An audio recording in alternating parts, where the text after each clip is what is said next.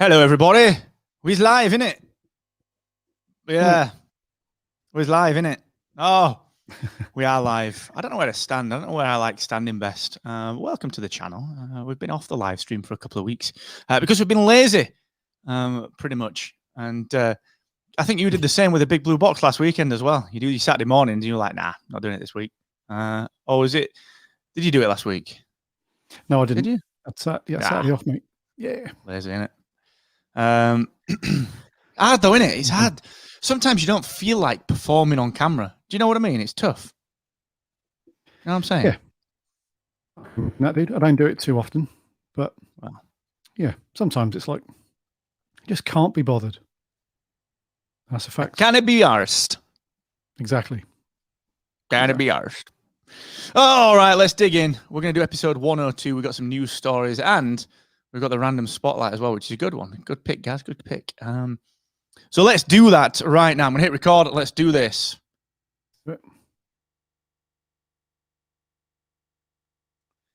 Hello there and welcome to episode 102 of Spark of Rebellion, the weekly Star Wars podcast brought to you from a galaxy just in the middle distance. I'm one of your hosts, Mark Asquith, the charming, good-looking, mildly egotistical partner to the 3-inch taller, much hairier, mildly and marginally less talented in some areas, wildly more talented in other areas, Gary Aylett. If you want to list those areas that you're more talented in right now, I would be delighted if you would do that, guys. So shoot, hit me. What you got?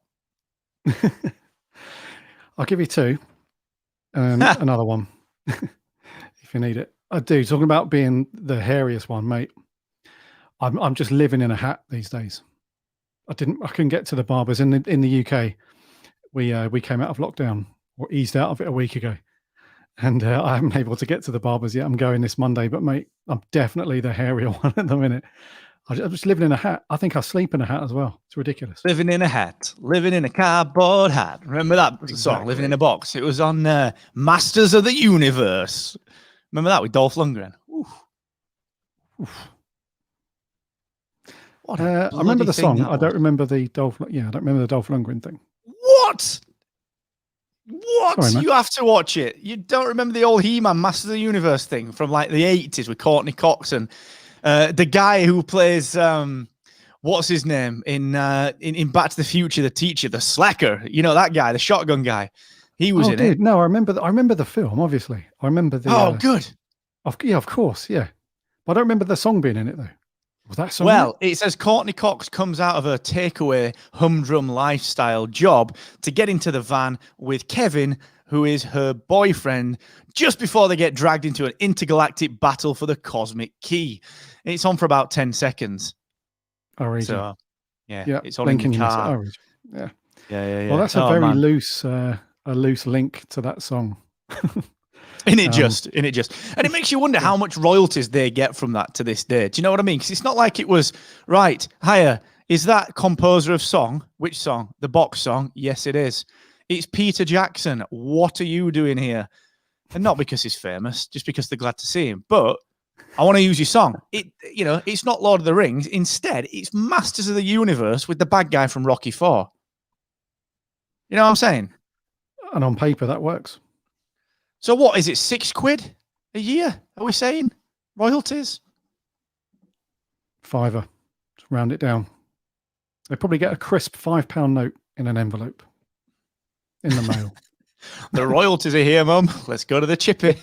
Let's go to the chippy. What a digression! Yeah. Whoa. Get some curry sauce on it. Ooh, splashing out because the royalties have come in. What a digression that was, but intergalactically related, so we can pull it back to Star Wars at any point. Now, we are going to talk about various planets. We're going to talk about a wonderful planet from the Star Wars universe in the random spotlight. We're going to talk about a potential new surprise release on Disney Plus. We're going to talk about some toy and/or display news, depending on how you choose to use this thing. We're going to talk about something that is pretty sweet when it comes to the world of inventions in the galaxy of Star Wars. We're going to talk about some books, and we're going to talk about something that is highly likely to be complete bollocks. So that's rounding out the entire episode today. But before we get to that, I'm going to ask you, what did you do this week in Star Wars, guys? How's the book coming along? I know you, do you know what? In fact, don't even answer, because I know what you're going to say. You're going to say, watched a couple more Clone Wars, skip that, get past that. That's a given now. You've not watched any, have you? Brilliant. Now I look a twat. It's your own fault. Yeah, jumped ahead, didn't I? Shouldn't do that. Makes an ass out of you and me. Oh, that's a good one. I heard that for a while. I did not watch any Clone Wars this week, but I did watch the 2 Clone Wars from the Vintage Collection on Disney Plus. Oh, you tricked They me. are so good, man. They're They good. are, aren't they? They are good. I wish they'd continued that, you know. Yeah. Yeah, for some reason I thought they did those as little mini episodes, but on Disney Plus they're just 2 separate 1 hour long features. And I'm fairly sure there were episodes, weren't there? There were like short ones, weren't there, originally? I think so. And then you bought them on DVD. I had them on DVD years ago, and they were in that hour long thing, but I'm sure when they broadcast them. Anyway, they are badass, man. That fight. How's the animation? Anakin and oh, dude. Ah, just the art style. It's that classic. Although the Clone Wars has got a really cool style to it, and it's the CG. It's like the Pixar version. You know, that's got a certain coolness about it, but this hand-drawn style, it's just amazing, man. Absolutely amazing. I love it. And that fight between Anakin and Ventress is just off the charts. So good. So yeah, I dived into that, dude. Watched both parts of that. Knocked off another chapter of the book. I'm not sure on this book, you know, dude. I'm not sure on this book because I don't know how far, if you've started it yet, if anyone else has read this, but the first 3 chapters, all it does is just tell you what happens in the films. Well, I agree. I've got some thoughts on this because I'm kind of glad you brought this up because I wanted to briefly touch on it. So how far in have you got with it? So at the end of chapter 3. So like, where's the story up to? So it's up to they've told us, well, the author has told us in detail about how. I'm going to consult my notes.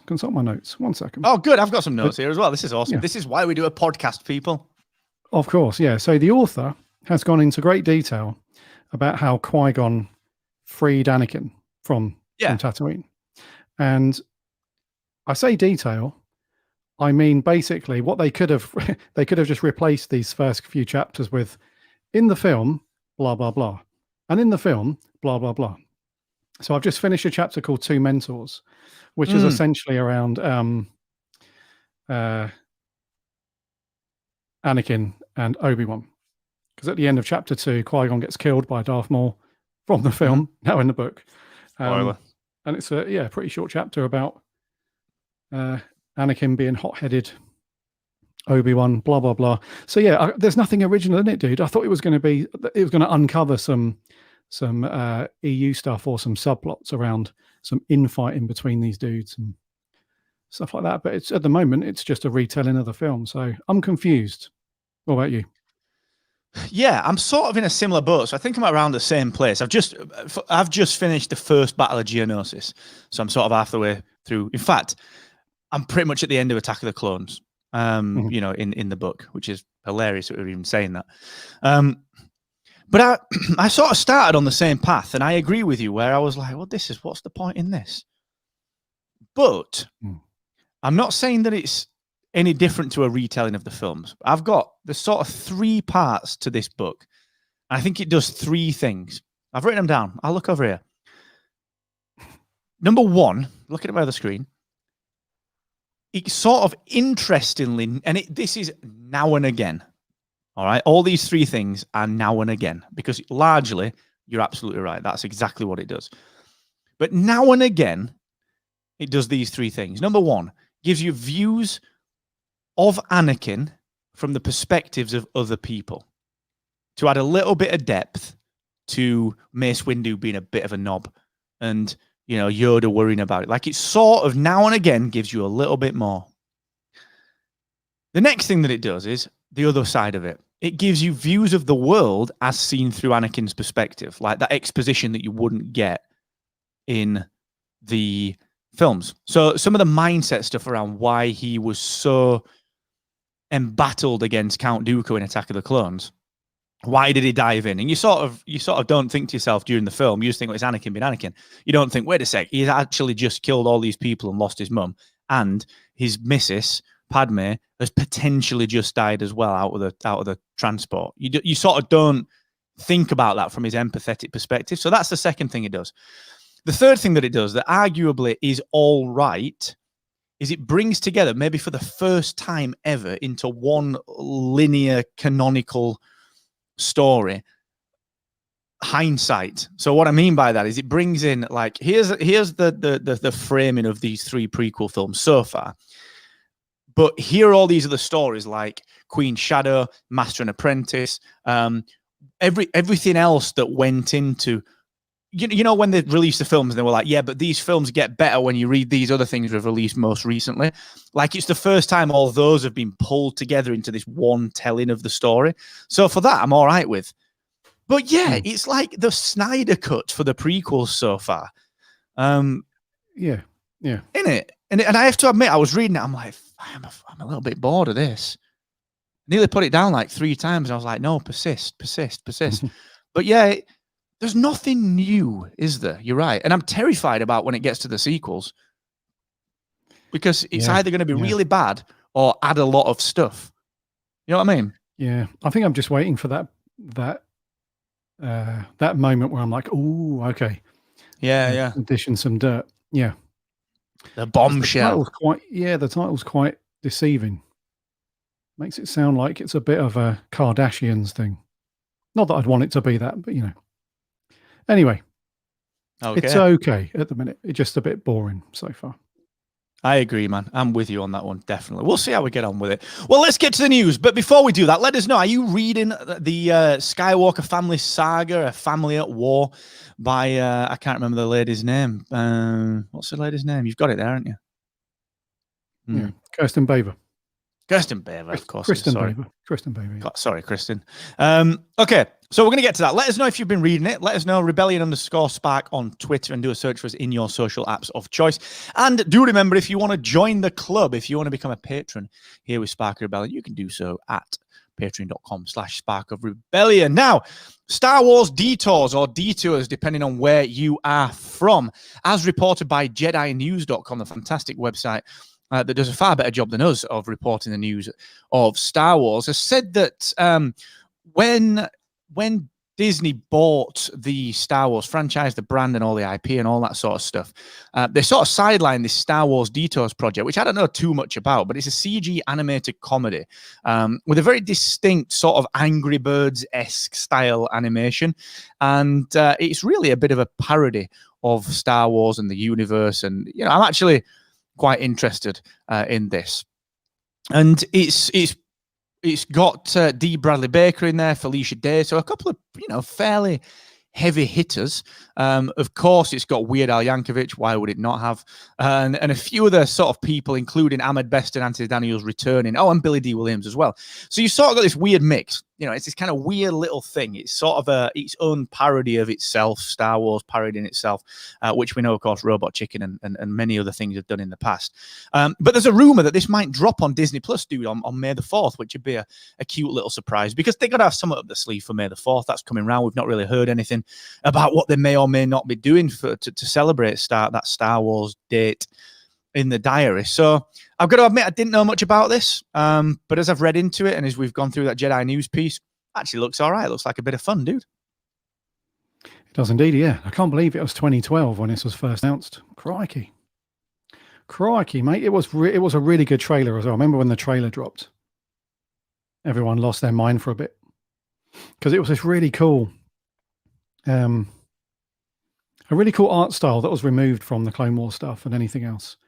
And it brought a bit of light relief. And I think at the moment, more than ever, that's really needed for Star Wars, because Star Wars can get a bit heavy at times, you know, when there's a new film out and stuff like, you know, The Mandalorian, and, you know, it's all, although it's an adventure and it's fun and stuff, along with fandom and all that nonsense, it can get really heavy. So I think this is really needed, just a bit of light relief and just a bit of a laugh. It's completely non-canon. It's completely isolated. It's just a laugh, really. So it's really cool. And yeah, I'll have to dig the trailer out and give it another watch, because I remember being excited for it, and then they pulled the plug.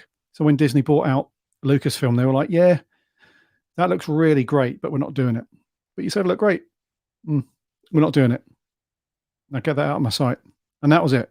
Nothing else. Do you think it was because of the parody thing? Sorry to jump in. Do you think it was because of the parody thing? Do you think it was like, okay, we've just bought this, we can't let out this parody of the IP that we've just spent billions on? I think so. Yeah, because it's made by what's the dude's name? Is it Seth Green? He did Robot Chicken, the whole Star Wars parody thing with the toys and stuff. So I think it would have been right. We want to have a serious stab at making some new films and stuff. We can't have this parody, a mockery of what we're about to do, and the subject matter. So I think that's it, dude. Yeah, because if it wasn't a parody, but just an animated show that was just had some comedic value to it, then it probably would have been fine. But I think it does take a few jabs at some of the well-known flaws in Star Wars. So yeah, dude. What about you? You up for this?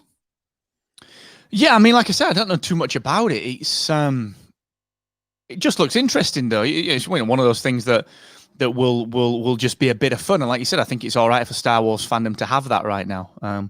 We've got the Bad Batch landing on May the 4th, which is going to get all the attention, let's be honest, and probably rightly so. Everyone's got high hopes for that. And it would be a nice time to put this out, because it's big enough to be big enough, but it's small enough to go under the radar alongside Bad Batch. So I think it's one of those sort of, maybe it's in this bit of a Goldilocks zone where it's just warm enough to put it out. It's just about right to put it out and or sit on it forever. But I think if you're Disney and you're wanting to put more and more content out, because frankly you need to, it's interesting that they would do it. So I'm sort of no opinion on the content. I think it looks fascinating. It looks interesting. I see no downside to putting it out. So if it comes, it comes. All well and good. I'd be quite interested in that. So we'll see, dude. But that's not the only thing. We've had a bit more news on some toys and some collectibles. So it was this week. It was the Hasbro live stream, the Pulse Fan Fest, the Hasbro Pulse Fan Fest, where they've put out a lot of Star Warsy stuff. They always do, don't they? The Hasbro stuff is always just very busy with all sorts of IP, but inevitably included some Star Wars stuff. And the one that caught our eye in the news and the reporting was the Wedge Antilles X-Wing helmet under the Black Series label. So this is a life-size helmet, dude, and it's got a picture of Wedge on there.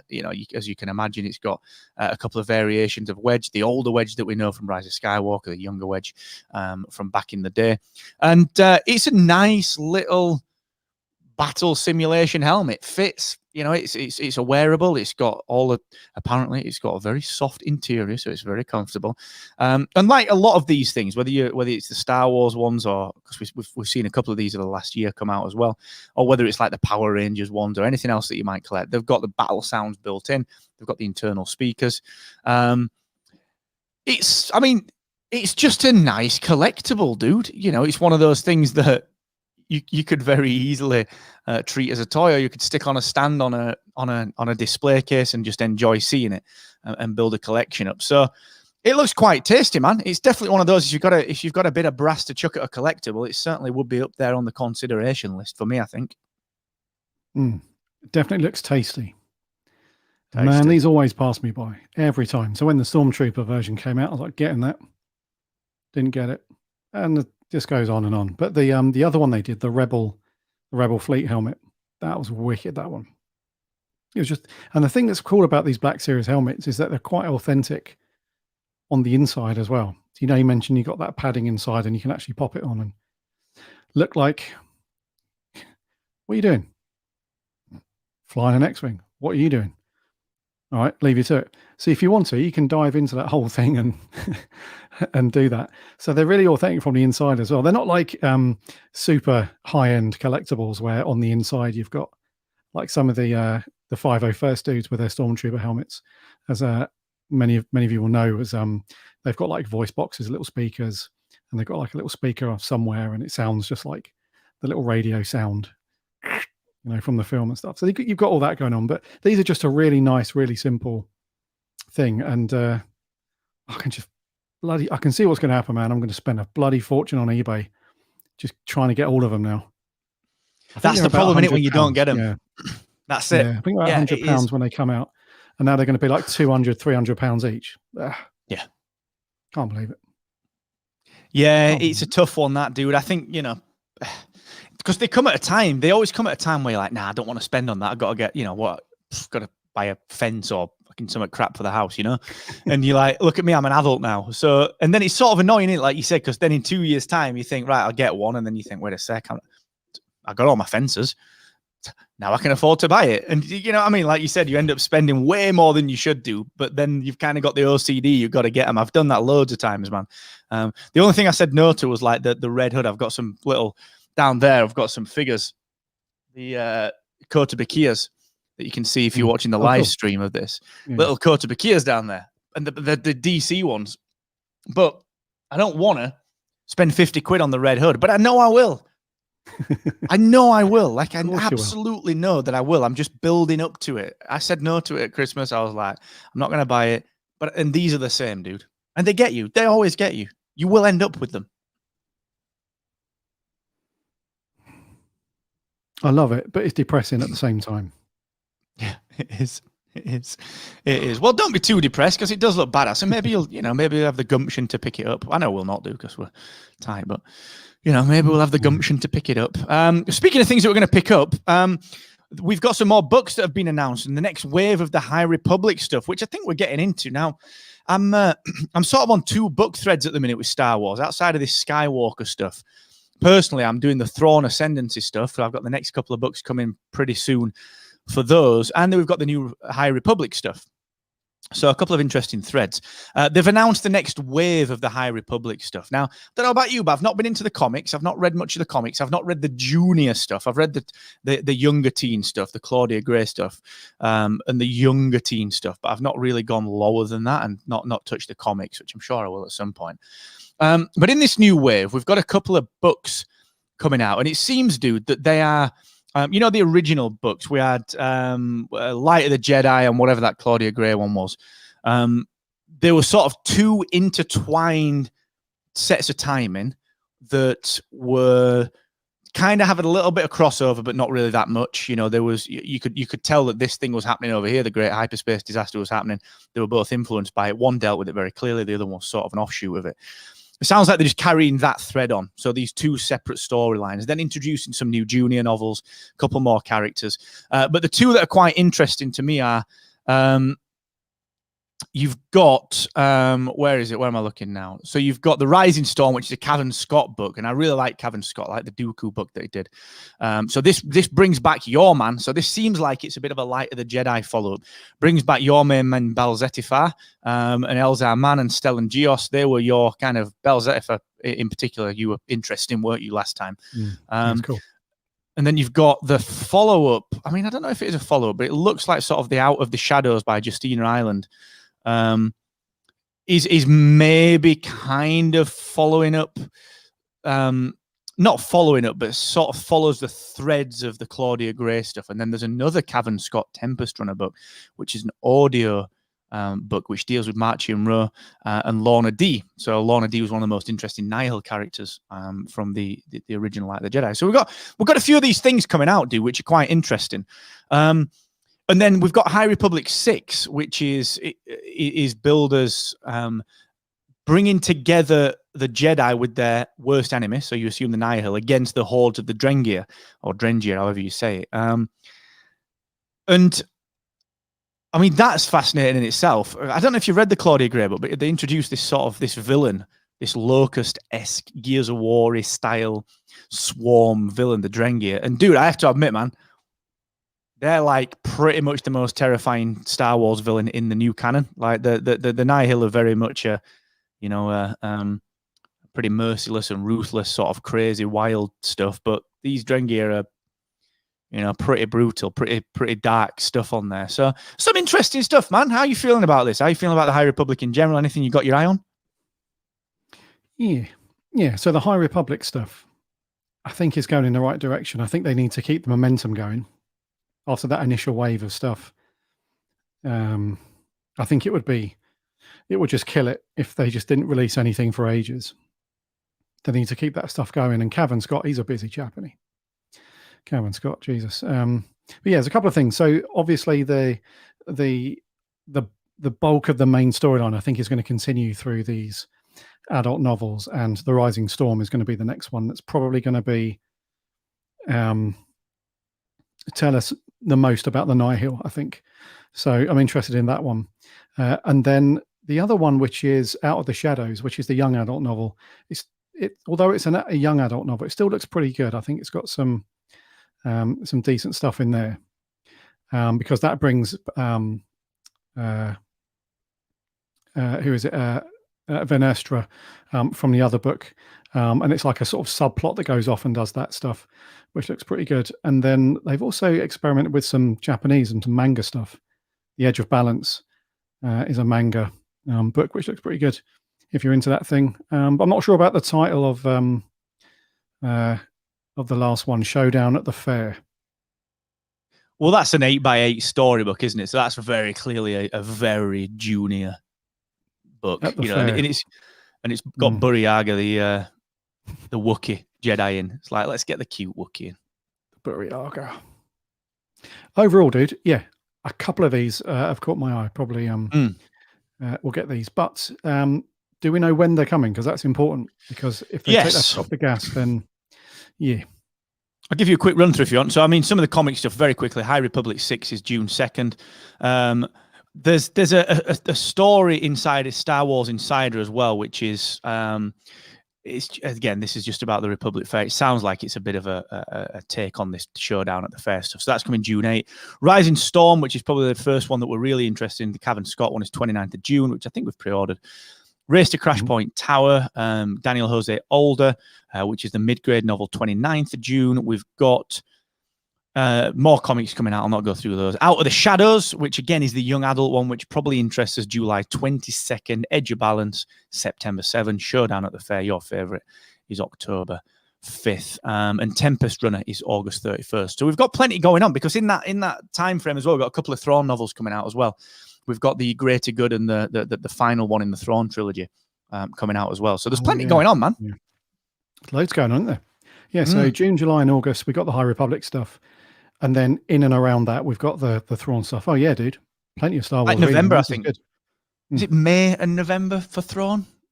Yeah, I think so. October or November, one of the two. But some decent Star Wars reading on the horizon, dude. It's all good.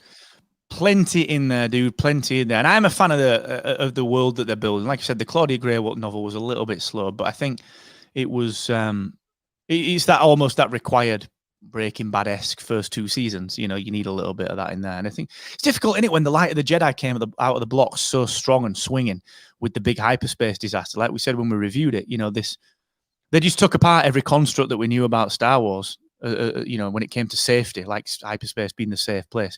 It's difficult to come up with something that matches that time after time, isn't it? You know, that's a tough ask. It must have been like coming after The Force Awakens. You know, what do you do next? You sort of got to keep that momentum up. So it's not an easy task, man. I wouldn't have thought. No, I mean, you'd love a stab at it, but yeah, not an easy one at all. Crikey. Well, do you know what's fascinating? I think people do this like in Star Wars fandom. Like you would love a crack at it, but it's easy with hindsight and their building blocks to build upon and say, well, here are these 5 things that you did well that we'll not mention, and the 3 things that I didn't like that I would build on your 5 things and do differently. But like they've got to think of the original 5 things that you do like and that you never mention. You know, like we'd never have the talent and the skill and the creativity to do that. And it's like Star Wars fans, we do sort of give people a bad rap, don't we? A lot of the time. Yeah, I can talk. Yeah, as a creative, I can talk about that. It's like when I do a design, I put it out there. I've had to sort of come up with some of the stuff, and then my manager comes along and he's like, "Nah, you haven't considered this, this, and this, and you haven't done this." And yeah, so I completely appreciate that, man. It's difficult, very difficult. I've got a phrase for that. That is a very common phrase. Talent overrides talent, and all it is imagine that you've got a scale of talent on a 1 to 10. Don't get me wrong, you're up there's 9. Every now and again, you come across a 10. So that's all I'm saying. I'm just going to leave that there. But Just leave that there. Something to think about. Something to chew on this weekend. Yeah, I mean, it's interesting. It's not an easy thing to do. But speaking of creative talent, I don't know if anyone saw this, but Disney did a big release of all sorts of different things, and they did a presentation around Disney parks, pretty much talking about the Disney World attractions coming up, basically the opening, of the California and the Orlando parks because of COVID, and they talked about the Avengers Campus and all sorts of stuff. But these guys are led by Josh D'Amaro. He lifted up this lightsaber at the end and just fired it up as a bit of vroom, and just said, look, it's real. And then closed the presentation and sent everyone batshit crazy. So this is quite fascinating, dude. They've filed patents or patents for these things. And we've seen a few of them. I've looked into a few of these. When you look at it, a couple of people have deconstructed how this works. And it looks badass, man. It's like a true, genuine looking lightsaber. Now, it's not laser, of course. But I've done a bit of research into this, and a few people have deconstructed how it works. It's basically they've filed these patents for these two tape measure-like objects to sit inside a cylinder in a container, and they fire it up, and it's the rigidity of a tape measure is pretty good given how long it is, and they've just done the same thing, just cambered in the kind of tape, if you like, whatever it is, and fired this thing up. Looks pretty cool, and that's sort of how they've done it, according to a lot of people that have broken it down. But it's sort of weird, like you think it's an April Fool's joke. You know what I mean? Well, I thought it was a bit of a ruse at first, I must admit. I thought, what are they talking about? What are they talking about, Mark? Real lightsabers. Lightsabers? Because the safety implications are off the charts, for a start, Remember Obi-Wan? Be careful. Okay. A lightsaber can cut through anything. But then it can't, But then, there was a YouTube channel, this engineering YouTube channel, that made a real lightsaber. It had like a massive battery pack with it, which is a bit unfortunate, but they did manage to do something. Yeah, something like that. So, but yeah, I can appreciate the ongoing engineering to try and make something feel a bit more, what's the word? Not authentic, because I think some of the replicas and the props that you can buy already are like pretty much bang on screen accurate, but just the physical zoom, that bit, if you can progress that stuff, then people will always lose their minds. The lightsaber is the most popular weapon, bar none, in science fiction. So people always lose their shit over it, and rightly so. I think I'm going to lose my shit in a minute. Just the excitement of it. Yeah. Oh, you sound excited. Real lightsaber. Calm down. Birthday coming up. All right. Yeah, it's a funny one. It's just, like you said, it's one of those, isn't it, where engineering progresses. But I can't believe someone's not had this idea before about the tape measure style construct, because like tape measure's been around for years. You know what I mean? Easy, isn't it, when you think about it? Easy. Just keep doing that. Put two lightsabers together. Job's a good one. Here you go. Gaz on the live stream. He's got a lightsaber. Oh no, it's not a lightsaber. It's a tape measure. Yeah. Oh, don't confuse this. Do you ever do that thing where you miss this, where you pull the tape measure out and like stand away from it, and like maybe extend it 2 foot, touch it with it, and be like 2 foot from a twat?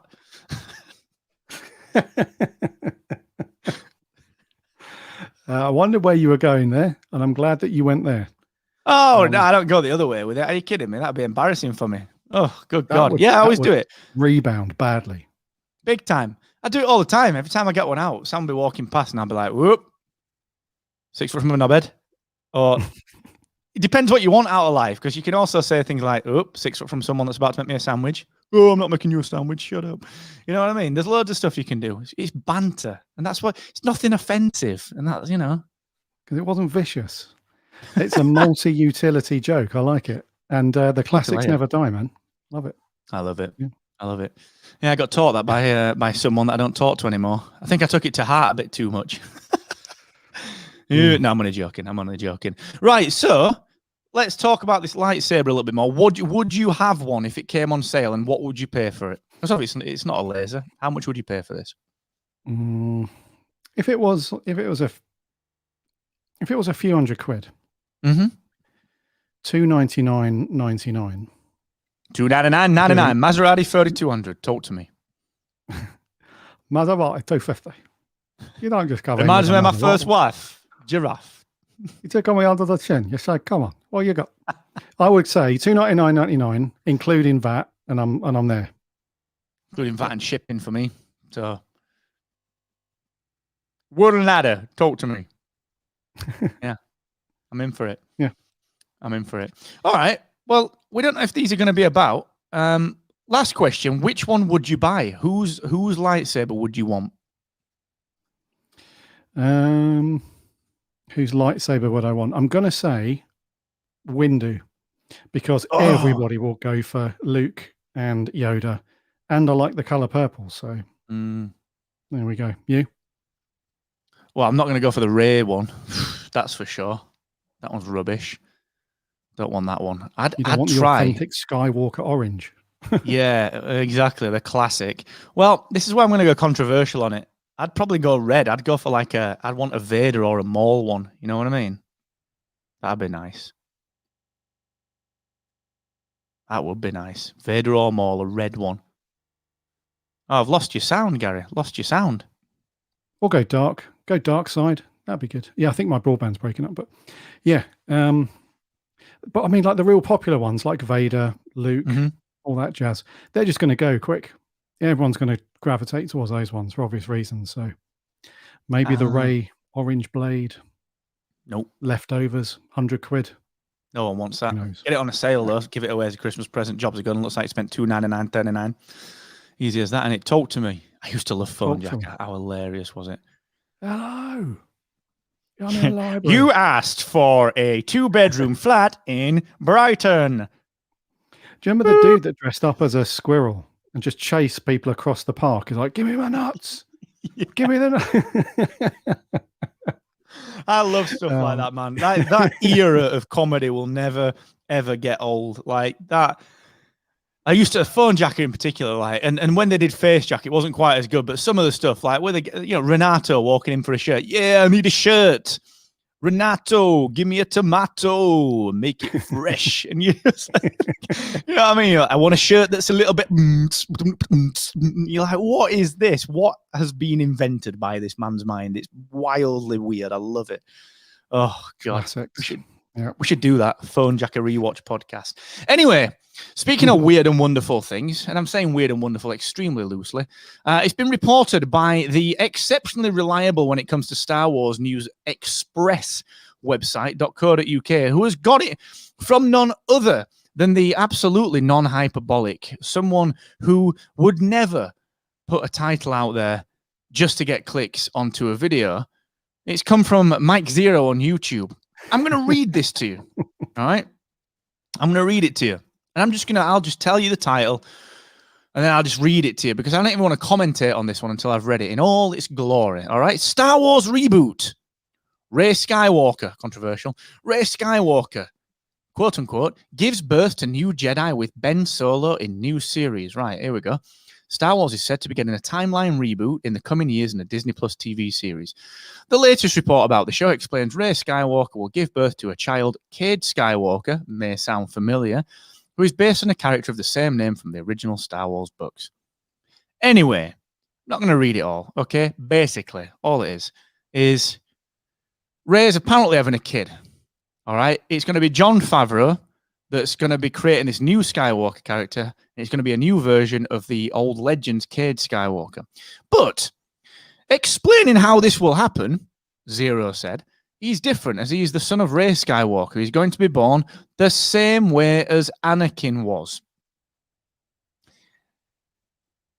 I don't even want to go any further with this one because it is rubbish. It really is. Like, make your mind up. Is it a reboot? Is it a timeline fix? Or is it just a continuation? Like, because if she's giving birth to a kid, it's just a continuation, isn't it? You know, it's just a continuation. So there's loads of red flags in this, dude, about it being rubbish. I don't even want to ask what you think because I know what you're doing. I know what you're going to do. I know what you're going to look at your face. I know what you're going to say. But what do you think of this, Gary? Just same old shit. Innit? Just the same old shit from these YouTubers, man. And I get it, right? I get it. You got bills to pay. You need to get people on the videos. I get it. But that's where it should stop. And you should caveat, right? If you want to just have because there's a big difference, in my opinion, between good old-fashioned journalism, reporting, and entertainment. And sometimes the lines blur a lot, especially on YouTube. So if you're somebody like Mike Zero or Doomcock, whatever, then just say that. Just say that. Just say, look, fans, I've got this really fun, interesting theory that I want to run past you all. What do you think? This would be cool, wouldn't it? Instead of trying to wrap it up in this is a real thing that's actually going to happen because some source over here said it, then cool. Just don't do that last bit of it, but get the clicks in, it's all good. Yeah, get the clicks. Channel, of course. Yeah, grow your channel. It's all about growth, of course. But yeah, just the concept itself it's too obvious and it's too boring. It's bloody boring. Like, oh, Rey's going to have a kid. In exactly the same way that Shmi fell pregnant and had Anakin. Why would we do that? Favreau probably looked at that and thought, why would we do that? It's already been done. This is not The Force Awakens, right? Exactly. We're trying to do new stuff. Exactly, mate. This is rubbish. Rubbish. And the good thing about it is, he's also said, 36-year-old actor Garrett Hedlund has been in talks to star as Cade Skywalker. Couple of things.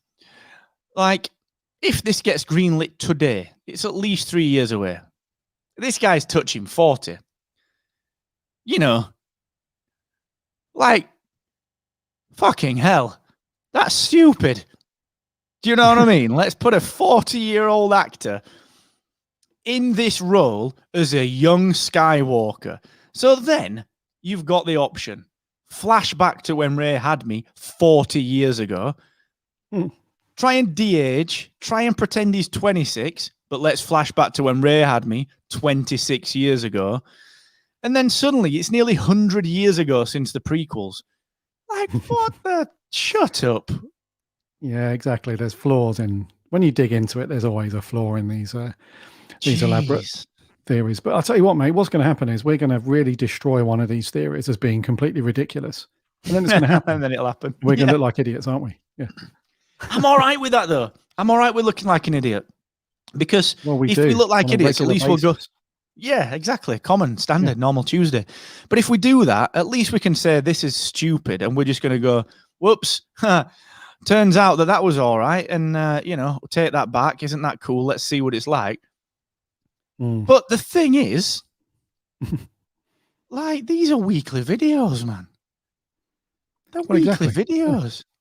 Exactly. And it's all, isn't it? Yeah, it's always the same. Always the same. And it is always like, it's always rift as Kathleen Kennedy does not want Garrett Hedlund to star in this new Skywalker trilogy because once he parked his car in her space. Do you know what I mean? It's all that shit, isn't it? Oh, God. Every time. Anyway. So that's not mate, it's just rubbish, yeah. Good. Until it happens, it's rubbish. Yeah, innit? The thing is, we'll pick the worst one, you know what I mean? It'd be like the one that is clearly the stupidest one, and it'll be that one that's true. It'll be the one that we've trashed the most, where everyone... And Doomcocker will be like, hello? Where's my public apology? Yeah. Well, yeah, can you do me a public apology on your live stream, please, about why you should call me Genius Cock instead of Doomcock? Like, yeah, no worries. That's what you want to be called. I'm up for it.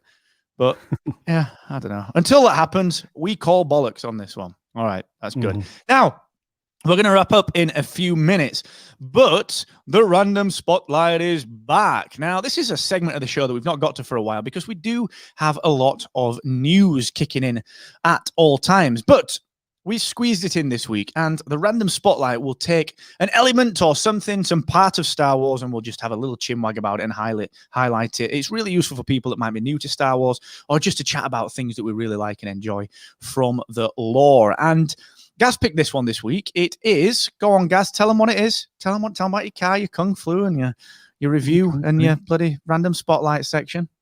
Yeah, and your theories like Doomcock. Yeah, this is Ilum, dude. The planet's Ilum. I came across Ooh. this while watching the Clone Wars two-parter in the vintage collection that I mentioned earlier. And there's a scene where Yoda, it's a real cheeky Yoda.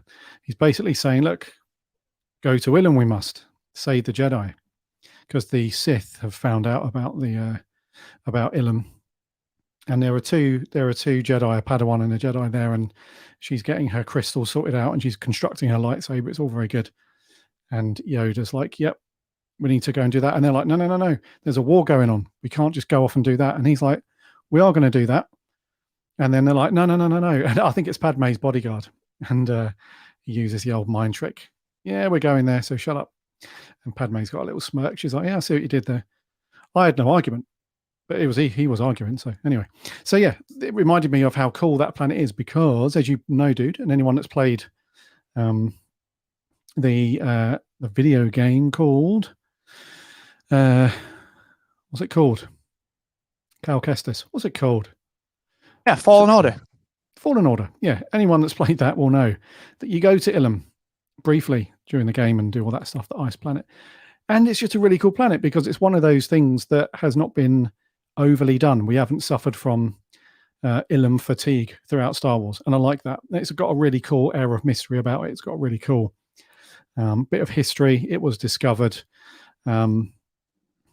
years and like donkeys years ago within the canon timeline. And obviously the byproduct are the crystals, the core of the planets, the kyber crystalline, and then you've got all the crystals. And then the Jedi have found a use for that, and they've declared it a holy planet, a holy place and stuff. And then the Sith later on discover it and that sort of thing. So it's got some really cool history. I love the fact that the Jedi discovered it and used it to power the lightsabers and all that jazz. And as I said, we haven't got Ilum fatigue as yet. So I think it's a very cool planet. I'd like to see a little bit more, but not too much. Yeah. Yeah, I'm with you, dude. I think it's really nifty. And it crops up. It's one of those places that crops up sort of when you least expect it. And you're always glad that it does. Like you said in Jedi Fallen Order, you're like, ooh, okay, this is nifty. You don't spend long there. It's a fairly linear little mission on that, isn't it? But it's quite nice to go and do it. And yeah, I agree, man. I'm with you on all of that stuff. It's fascinating. And the thing that fascinated me a lot about it was as well that it was one of the pieces of the sequel trilogy that really tied into the prequels and the Clone Wars with the fact that it became Starkiller base. You know, they needed a huge kyber to power an even bigger laser, as we know, Rogue One and from Catalyst, the prequel, it was kybers that were powering the Death Star laser, and the fascist regime don't like it. They wanted to build a bigger and better one. So what better way of doing it than actually taking the planet? And it wasn't really publicized that it was this planet. It was sort of assumed because they've got a laser that's like the Death Star and it's snowy and it's kind of crystalline. It was just implied that it may or may not have been. Then it's been canonized and it's become much more clear. And I sort of like that it's got an arc. It's got a story. It's this ravaging of this once serene kind of place. It's sort of that mirroring of what's happening, with the Amazon and all, whether that's on purpose or not, but it's sort of that mirroring of what's happening here with various resources. And it's, for human gain and for tyranny and all that sort of stuff, where once it was a peaceful place. It's sort of got this story arc that not a lot of planets have and not a lot of places have. There's a lot of them outside of whatever, Tatooine and Dagobah, there's maybe a handful of planets that have got proper little arcs and backstories, just a handful of them. You see Hoth, that's it. You see Hoth, that's it. We're kind of done with Hoth. We'll move on. Dantooine's thrown around a little bit. Even places like the place where Tarkin comes from, I forget the name, begins with E, I forget the name, but they sort of crop up now and again, but they don't have story arcs. They're just jumping off points. But Ilum's got this. It's got a tale to tell. So yeah, good choice, dude. It's one of those things that you sort of see on a night, before you go to bed, and you're like, well, just have a quick research on that, and you spend an hour going down the Wikipedia sort of rabbit hole a little bit on the back of it. So yeah, good shout, man. Good shout. Yeah, cheers, man. Yeah, it's a good one, and I think I'd like to see us go back to Ilum in Fallen Order 2, where Cal can construct a new lightsaber, a decent one, now that he's or somehow, tweak the one he's got now, but construct a proper, because his one just looks battered, doesn't it, to begin with. And then you do pick up some parts, but that's like third party hand-me-downs, really. OEM. I'd like to go back and form your own proper one. with like a new crystal, go through that whole thing and do that. So yeah, good planet, Ilum. Like it. It is, man. It's good to have the little random spotlight back as well to finish off the episode. It's nice to just skip back from a little bit of news, but we're gonna stick a pin in it right there. This has always been fun. It's been a bit of a raucous one today. Some toy news, a little bit of this, a little bit of that, a little bit of Monica's, all that. You know what I mean? Remember that song, Mambo number 5, underplayed. I'm number 6. But yeah, it's been a good one, dude. Really enjoyed it. And for you tuning in out there, whether you watch the live stream over on our YouTube channel or whether indeed you are getting episode 102 in your podcast app of choice for free, as usual, thank you for joining us. It's always a pleasure. If you are doing something Star Warsy this week, hit us up on rebellion_spark on the Twitter. Let us know what it is that you're up to. Let us know what your views are on some of these news stories, some of these items. Have you dug into the planet Ilum yourself? And until next week, just enjoy yourselves. Just stay safe, keep Star Wars, and keep doing what you do. And Gaz, I'll see you next week, dude. See you next week, buddy. Yeah, it's been fun as always. We will catch you guys again soon. As Mark said, take care of yourselves, and may the Force be with you always.